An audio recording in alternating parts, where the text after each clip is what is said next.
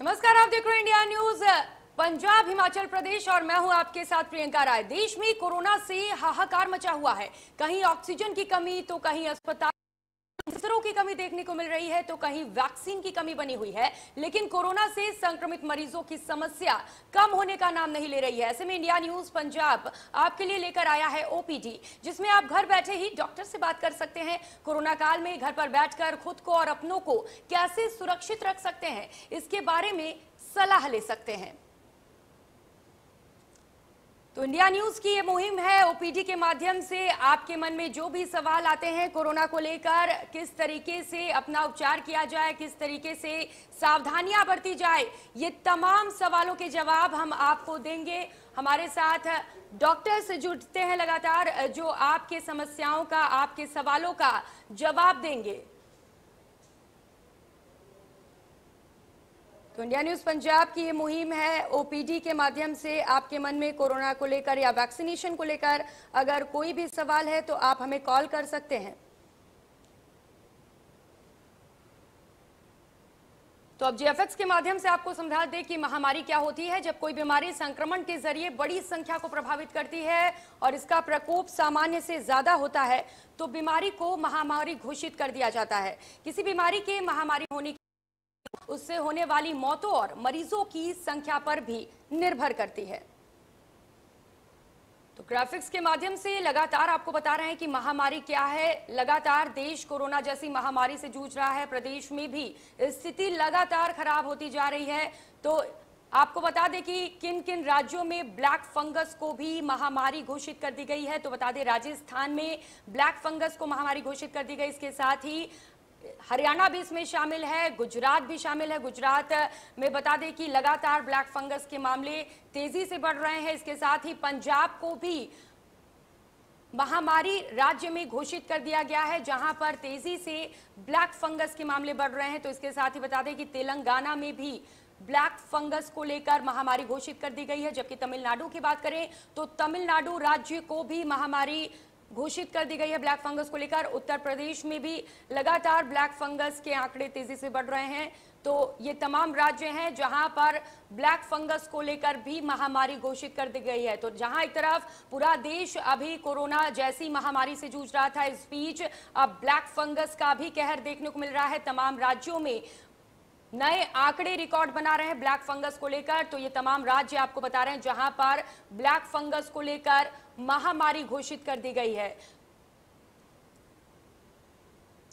तो वैक्सीन पर चर्चा करने के लिए हमारे साथ डॉक्टर राजेश कश्यप जुड़े हुए हैं। अगर आप उनसे वैक्सीन और कोरोना के बारे में कोई भी सवाल पूछना चाहते हैं तो नीचे दिए गए फोन नंबर पर कॉल करके तुरंत आप अपने सवालों के जवाब ले सकते हैं। तो तुरंत फोन कॉल करिए और डॉक्टर साहब से जुड़िए। डॉक्टर राजेश, बहुत शुक्रिया, आपका इंडिया न्यूज में बहुत बहुत स्वागत है। धन्यवाद प्रियंका जी। जी डॉक्टर साहब, सबसे पहले मैं आपसे सवाल जानना चाहती हूं, जैसा कि ताउते तूफान का कहर देखने को मिल रहा है पूरे देश में, इसके साथ ही मौसम बदलने के साथ अब लोग बीमार भी पड़ने लगे हैं, सर्दी खांसी जुकाम हो रहे हैं, लोगों को बुखार आ रहे हैं। तो अब ये लोग कैसे पता लगाएं कि उन्हें नॉर्मल सर्दी खांसी बुखार है या फिर उन्हें कोविड हुआ है? ये बहुत ही अच्छा प्रश्न है आपका, क्योंकि जो हमारी नॉर्मल लोग हैं जो हमारे गांव में हैं होते हैं जी, क्योंकि उन्हें मेडिकल की या हेल्थ की इतनी जानकारी नहीं होती है। हाँ। इसलिए ये जो कॉमन कोल्ड है या जो कोरोना है उसमें दोनों में जो किस तरह से डिस्टिंग्विश किया जाए या उस पर किस तरह से अंतर किया जाए, इसके लिए सबसे पहली जो बात है वो इसकी टाइमलाइन को समझना बहुत जरूरी है। कोरोना की टाइमलाइन जो है उसमें पहले 3 दिन जब इसका इन्फेक्शन होता है या जो कोरोना का बीमारी जब हमारे शरीर के अंदर जाती है हमारे थ्रोट के जरिए, तो उसमें मामूली सी जो है खराश और थोड़ा सा बुखार होगा पहले 3 दिन में। फिर जैसे जैसे ये कोरोना के जो जीवाणु है या जो वायरस है वो ट्रैकिया में और लंग्स में चला जाएगा, तो कभी 5 या 6वें दिन जो है बहुत ही हाई ग्रेड फीवर जो है वो पेशेंट को होगा।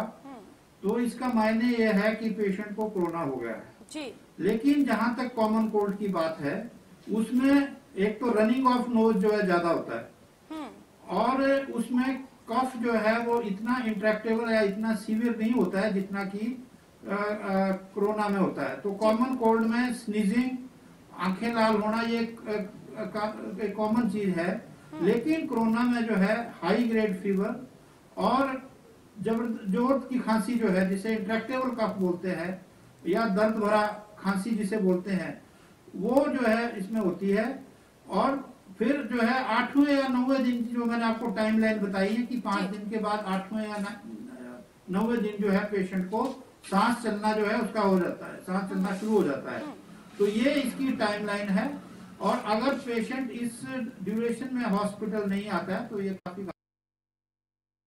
डॉक्टर साहब बहुत अच्छे से आपने समझाया। अब उम्मीद है कि तमाम लोगों के मन में ये सवाल थे, उनको उनके सवालों के जवाब मिल गए होंगे। डॉक्टर साहब, लगातार जब से कोरोना ने एंट्री की है, लोग कह रहे हैं कि अपनी इम्यूनिटी पर ध्यान दें, क्योंकि अगर आपकी इम्यूनिटी ठीक रहेगी तो कोरोना आपको छू भी नहीं सकेगा। तो अपनी इम्यूनिटी बूस्ट करने के लिए लोग घरों में क्या कुछ कर सकते हैं?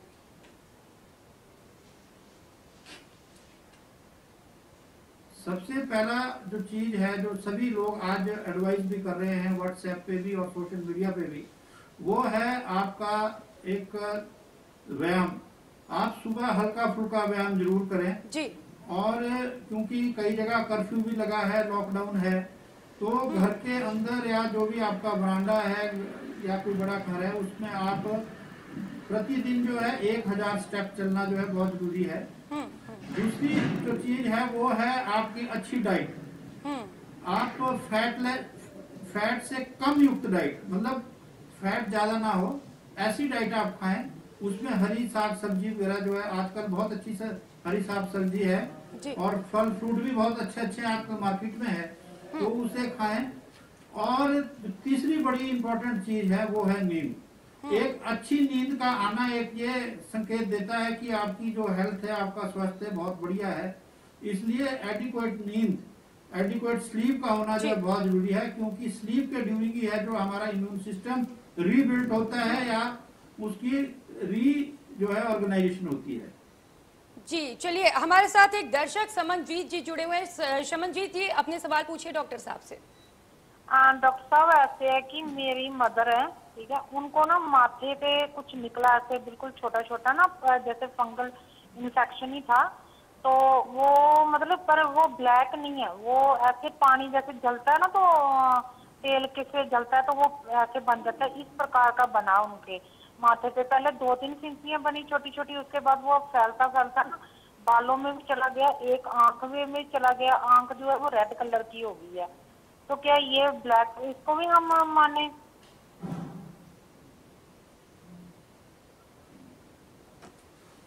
नहीं है, आप जो कह रहे हैं कि आपके स्काल्प के ऊपर या फोरहेड के आसपास आप कह रहे हैं, वहां पे आपके जो मदर है उनको किसी तरह की जो है स्किन इन्फेक्शन हुआ है।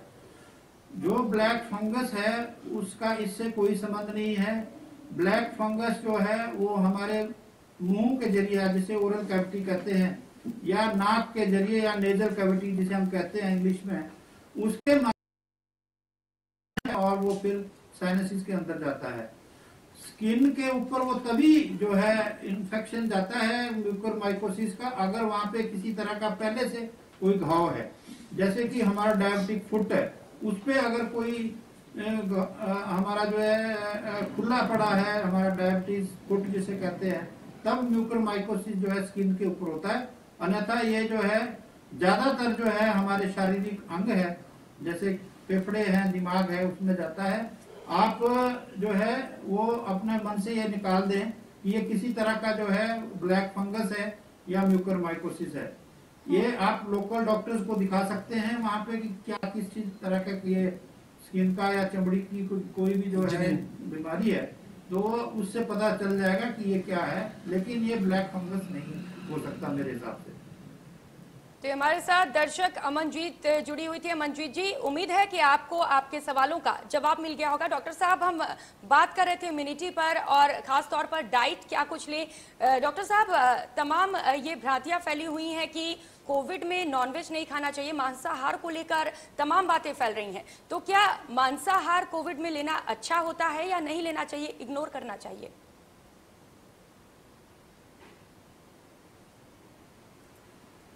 इसमें अगर कोई जो पेशेंट है वो पहले से ही जो है नॉन वेज खा रहा है या जो वो लेता है तो उसमें मनाही तो इस तरह की नहीं है जी। और जो नॉन वेज प्रोटीन है वो शरीर के लिए अच्छी होती है, लेकिन अननेसेसरी यूज या over use of anything is bad to our जो बॉडी, इसलिए नॉन वेज खाना जो है मनाही नहीं है। ये तो जो है दूसरी तरह से अगर देखा जाए तो प्रोटीन डाइट होती है नॉन वेज में, उसमें ज्यादा प्रोटीन होती है, इसलिए शरीर के लिए ज्यादा अच्छी होती है। अगर कोई खाता है तो मनाही किसी तरह की नहीं है। ठीक है, हमारे साथ दर्शक बलजीत जुड़े हुए हैं। बलजीत जी, अपना सवाल पूछिए। सर जी नमस्कार। हेलो जी नमस्कार, अपना सवाल पूछिए। मैंने ना टीका लगाया था नमस्कार। कोरोना का, तो मुझे पाइल्स हो गई है।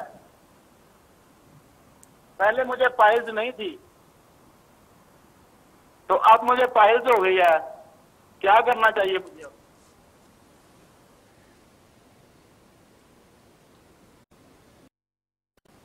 हेलो, इसको पाइल्स हो गई इंजेक्शन लगाने के हाँ, ये कह रहे हैं कि आपको कोरोना हुआ है, उसके बाद जो है शायद पाइल्स हुई है, उसके पश्चात।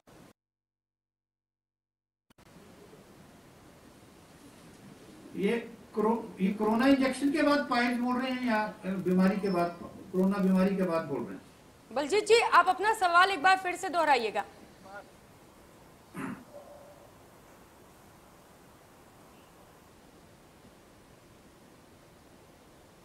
चलिए, फिलहाल बलजीत से संपर्क टूट गया है। मुझे तो ऐसा लगता है कि ये इन्होंने जो कोरोना के लिए जो जो जो वैक्सीनेशन इन्होंने लगाई है कोविड-19 के अगेंस्ट, उसकी वजह से शायद ये कह रहे हैं कि उसके 50 दिन को पाइल्स हुई है।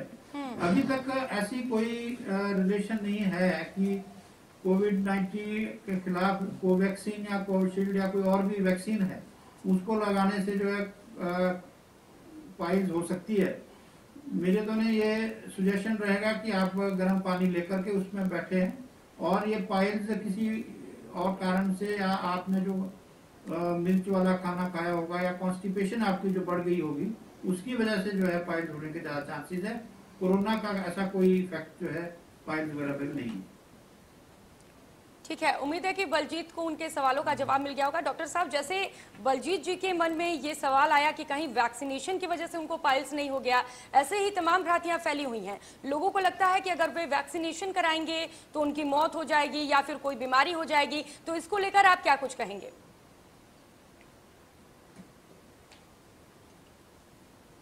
देखिए, जो ये वैक्सीनेशन है, ये इस पे बहुत सारे ट्रायल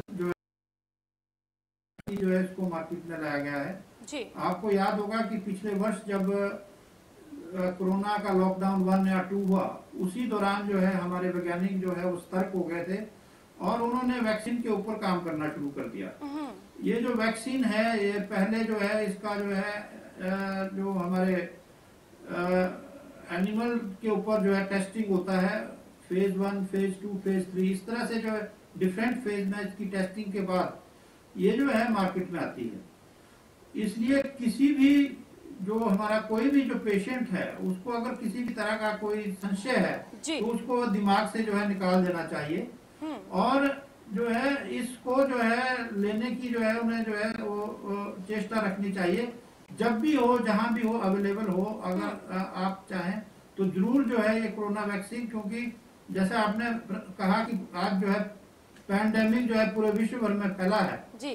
तो इस पैंडेमिक में जो वैक्सीनेशन ही एक ऐसा हथियार है जो हमें जो है, इसलिए मेरा तो सभी से रिक्वेस्ट है कि vaccination is the best tool at present, जो हम इससे जो है बच सकते हैं। जी डॉक्टर साहब, बिल्कुल सही कहा आपने। वैक्सीनेशन ही एक ऐसा हथियार है जिसके माध्यम से हम कोरोना की चेन को तोड़ सकते हैं। हमारे साथ दर्शक सतविंदर जुड़े हुए हैं। सतविंदर जी, सवाल पूछिए। हाँ जी सर। मैडम, मेरी मिसेज को कोल्ड हुआ था, उसके बाद उनको सूखी खांसी हो गई। कोल्ड ठीक हो गया, सूखी खांसी नहीं ठीक हो रही। जी कोल्ड हुआ था जी, सूखी खांसी हुई है इनको कोल्ड के बाद। कोई बलगम नहीं है, कुछ नहीं जी। उसके लिए जो है, हाँ, उसके लिए आपको जो है दिन में लगभग 3 बार जो है स्टीम इनहेलेशन करना चाहिए। और यदि आप कोई दवाई ले रहे हैं, जैसे कि आपका कोई ब्लड प्रेशर की दवाई ले रहे हैं या और भी कोई दवाई ले रहे हैं, आप डॉक्टर को जरूर दिखाएं। सूखी खांसी के बहुत सारे कारण हैं और उसको जो है, यदि आप कोई दवाई ले रहे हैं तो उसको डॉक्टर को दिखाएं। और अन्यथा आप जो है स्टीम इनहेलेशन करके ही जो है इससे जो है ठीक हो जाएगी। आप इसमें जो है कोरोना का ऐसा कोई वो मुझे नहीं सिम्टम लग रहा है। ठीक है, उम्मीद है कि सतविंदर जी को उनके सवालों का जवाब मिल गया होगा। डॉक्टर साहब, हम वैक्सीनेशन पर चर्चा कर रहे थे। अगर कोई पेशेंट है वो कोविड-19 पॉजिटिव पाया जाता है, उसके बाद उसे वैक्सीन की डोज लगवानी है तो कितना अंतराल होना चाहिए?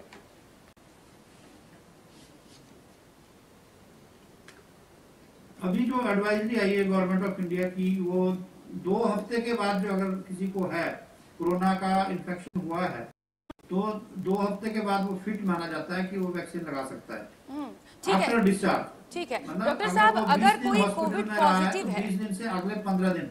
जी डॉक्टर साहब, अगर कोई कोविड पॉजिटिव है, उसने टेस्ट नहीं करा, उसे नहीं पता है कि वो कोविड पॉजिटिव है, वो एसिम्प्टोमेटिक है, उसके बावजूद भी वो जाकर वैक्सीन की डोज लगवाता है, तो क्या इसका कोई दुष्प्रभाव भी पड़ता है शरीर पर?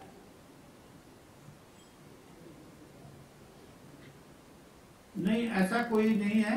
अगर कोई वैक्सीन लगाता है, उसको अगर सब क्लिनिकल इन्फेक्शन भी अगर हुआ होगा जी उसको, तो ऐसा कोई उसका बाकी ऑर्गन्स के ऊपर कोई जो है एडवर्स इफेक्ट नहीं पड़ने वाला है, बल्कि उसको जो है और अच्छी प्रोटेक्शन जो है इससे मिलने वाली है। ठीक है, हमारे साथ दर्शक किशोर कुमार जुड़े हुए हैं। किशोर जी, सवाल पूछिए।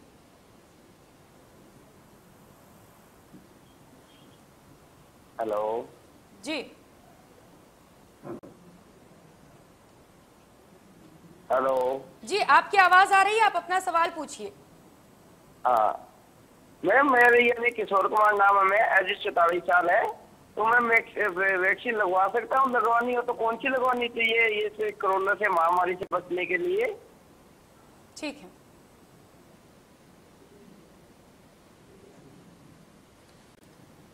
जी।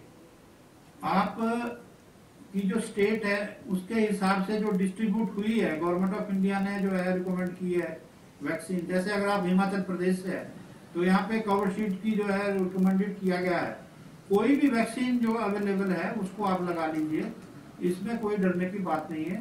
ये जो है आपको अच्छी जो है इम्यूनिटी डेवलप करने के लिए, कोरोना से बचने के लिए आपके लिए एडिक्वेट रहेगी, अच्छी रहेगी। ठीक है किशोर जी, मार्केट वैक्सीन उपलब्ध है, कोविशील्ड, कोवैक्सीन, आप दोनों में से कोई भी वैक्सीन लगवा सकते हैं। उम्मीद है आपको सवालों का जवाब मिल। अब आजकल फिर से लॉकडाउन कर दिया गया है, लोग घरों में हैं, तो अब लोग डिप्रेशन में जाने लगे हैं। घरों में रहकर क्या कुछ कर सकते हैं जिससे वो डिप्रेशन में ना जाएं?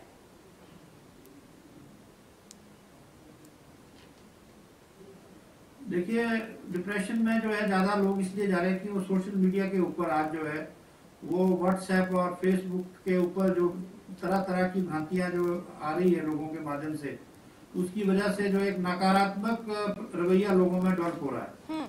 लेकिन आप उन चीजों को छोड़ के, जो भी पेशेंट है हमारे कोरोना के या नॉर्मली जो घर के अंदर है, लॉकडाउन के अंदर है, कोरोना कर्फ्यू के अंदर है, उन्हें अपना रवैया जो है सकारात्मक रखने के लिए जो है अच्छा लिटरेचर किताब ले सकते हैं, उसे पढ़ें। अच्छी जो है कोई आपका टीवी प्रोग्राम है उसे देखें। इस तरह की जो एक्टिविटी आप करें, अगर उसको करें तो इस, और अपनी जो फैमिली है उनसे आप बातचीत करें, अपने बच्चों के साथ, अपने भाई बहनों के साथ और अपने पेरेंट्स के साथ बैठ करके सकारात्मक बात करते रहें, तो वो जो है आपको एक डिप्रेशन से बचाएगा। और अगर ज्यादा ही डिप्रेशन के सिम्टम आ गए हैं तो आप डॉक्टर को जरूर दिखाएं, क्योंकि कई बार जो है कई तरह के ट्रिगर्स हैं जो कि डिप्रेशन को जो है वो एक मेडिकल प्रॉब्लम बना देते हैं। उस स्थिति में आपको डॉक्टर के पास जाना बहुत जरूरी है। लेकिन नॉर्मल तरीके से जो है अगर आप अपना जीवन निर्वाह कर रहे हैं तो डिप्रेशन के कोई चांस होने के। ठीक है, तो आप अपने घरों में समय बिताएं और अच्छा समय बिताएं। बहुत शुक्रिया आपका राजेश जी, इंडिया न्यूज के साथ जुड़ने के लिए। तो उम्मीद है कि सभी दर्शकों को उनके सवालों का जवाब मिल गया होगा। ओपीडी के माध्यम से हम लगातार ऐसे ही आपके साथ जुड़ते रहेंगे। धन्यवाद।